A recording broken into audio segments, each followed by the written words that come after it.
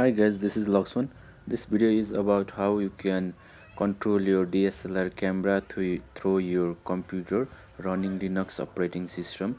So in this video, I have a DSLR camera connected to my computer. So I will be using a software called Entangle. So using this software, we can connect camera and then control it. So this is how you can install it. So now I have a DSLR camera connected to my computer through a cable. So this is the cable that you get while you buy your camera to connect to the computer like this. So you connect to the USB port. I am running Fedora or Linux distro on my computer. So this is connected via the cable and the camera is turned on. So first thing what you need to do is go to our software center. If you have not already installed, then install Entangle. You can do it by searching or do it through the command that I displayed earlier. After installing, just open it up. So it might be mounted as a file system, so you might get this warning.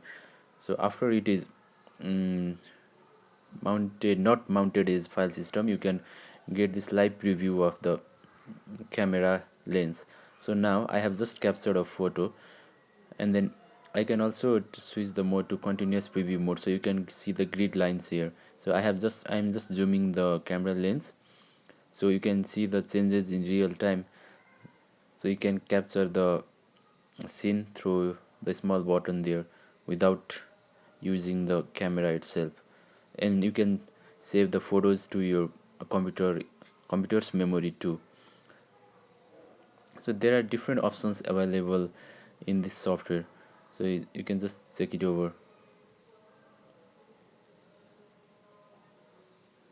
So you can instantly capture the image, and then you can switch to continuous mode, and there are different options like it displays your Canon, not Canon, it displays as camera model. Actually I forgot to tell that it supports both Canon and Nikon DSLR cameras. So you can add different options here from the settings like serial number, white balance, everything. So you can also, the best part is you can also see the shutter count. So till now I have captured around 42,000 images.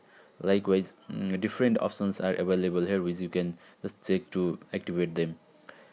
Likewise, so you can disconnect through the options there, and you can switch to full screen mode or presentation mode. You can just play around the different modes available there.